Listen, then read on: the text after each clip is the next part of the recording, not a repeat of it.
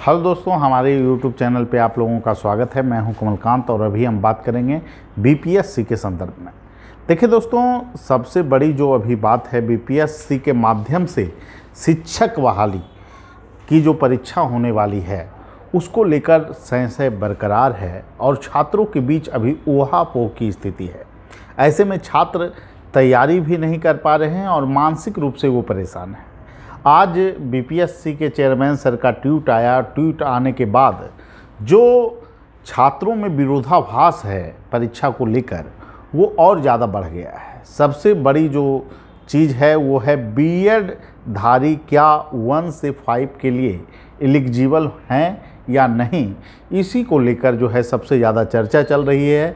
छात्रों में सबसे बड़ी जो समस्या है वो इसको लेकर ही है कि सीबीएसई के द्वारा जो परीक्षा का आयोजन किया जाता है सीटेट का, उसके मार्कशीट को अगर इनवैलिड किया जा रहा है तो क्या बिहार शिक्षक बहाली में बीएड धारी छात्रों को 1 से 5 शिक्षक के लिए लिया जाएगा या नहीं।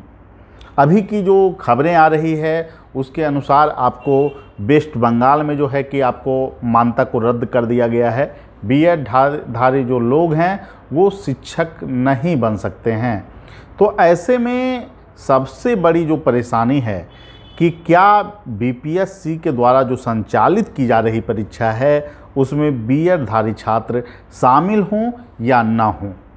तो इसमें जो चीज़ें हैं दोस्तों, वो चेयरमैन सर के ट्वीट आने के बाद और ज़्यादा जो है कि समस्या को बढ़ाने वाला है। सबसे पहला बात ये है कि चेयरमैन सर ने कहा है कि परीक्षा हो या ना हो, इसके फैसले के संदर्भ में जो है आयोग का काम है कि आयोग को समय पे परीक्षा लेना और उसके लिए हम प्रतिबद्ध हैं। यानी बीपीएससी परीक्षा को संचालित करवाएगी, ये कहना है चेयरमैन सर का। निश्चित रूप से चेयरमैन सर के द्वारा ये जो ट्वीट है उससे स्पष्ट आशय है कि बीपीएससी परीक्षा कराने की दिशा में आगे कदम बढ़ा रहा है। बीपीएससी का जो मूल दायित्व है चेयरमैन सर का वो है निष्पक्षता के साथ परीक्षा का आयोजन करना। लेकिन क्या ऐसे में बीएड धारी छात्रों की समस्या खत्म हो जाती है? इस पर एक बड़ा सवालिया निशान है कि क्या बीएड धारी छात्र 1 से 5 की परीक्षा में शामिल होंगे तो क्या उन्हें भविष्य में 1 से 5 में शिक्षक बनने का मौका मिलेगा या नहीं। तो इसको लेकर जो चीज़ें हैं वो अभी स्पष्ट नहीं हैं। और जहाँ तक सभी लोग समझ रहे हैं कि सुप्रीम कोर्ट के आदेश आ जाने के बाद जो है कि अब कोई स्कोप नहीं रह गया है कि ये छात्र अब जो है वैलिड होंगे। और जब तक सुप्रीम कोर्ट कोई अन्य फैसला आगे सेकेंड बेंच में या फिर कुछ मामला अगर बढ़ता है, तब तक अगर फैसला कोई अलग से नहीं लिया जाता तो ऐसे में 1 से 5 में बीएड धारी छात्र शिक्षक नहीं बन सकते हैं। यानी वर्तमान कानून के अनुसार, वर्तमान नियम के अनुसार 1 से 5 के लिए अब बीएड धारी जो लोग हैं वो एलिजिबल नहीं हैं। मूल समस्या यही है कि क्या अगर स्थितियां अभी तक स्पष्ट हो चुकी है कि बीएड धारी छात्र 1 से 5 में शिक्षक नहीं बन सकते तो उनको भी जबरन परीक्षा में शामिल कराना कहां तक तार्किक है, इस पर एक बहुत बड़ा सवालिया निशान खड़ा हो चुका है।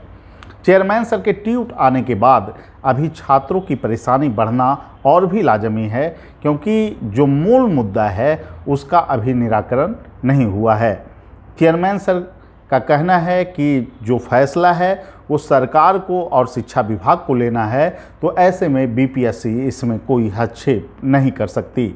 तो इसको लेकर जो चीज़ें हैं जल्द से जल्द शिक्षा विभाग के द्वारा और बिहार सरकार के द्वारा स्थिति को स्पष्ट किया जाना चाहिए, क्योंकि मानसिक रूप से छात्र जो है प्रताड़ित महसूस खुद को कर रहे हैं। और जो भी बीएड धारी छात्र हैं वो 1 से 5 शिक्षक भर्ती परीक्षा में शामिल हों या ना हों, इसको लेकर स्थितियां काफ़ी गंभीर बनी हुई है। इसमें सरकार को बीच के रास्ते पर भी जो है ध्यान देना चाहिए, क्योंकि वर्तमान जो परिदृश्य है उसमें 1 से 5 में बिहार सरकार चाहते हुए भी बीएडधारियों को मौका नहीं दे सकती है।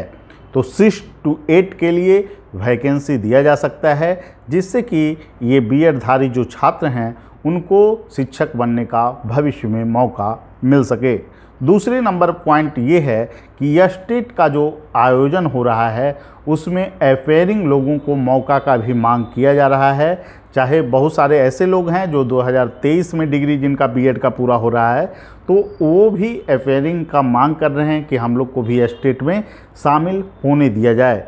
इस पर फैसला लेने का अधिकार बिहार बोर्ड को है और इस पर वो फैसला लेगी कि इसमें क्या किया जा सकता है। दूसरी तरफ छात्रों का एक वर्ग का मानना है कि जो बिहार शिक्षक बहाली है उसको कुछ समय के लिए रोक दिया जाए और इसमें जो है स्पष्ट तौर पर जो डीएलएड किए हुए छात्र हैं उनको ही 1 से 5 में मौका दिया जाए।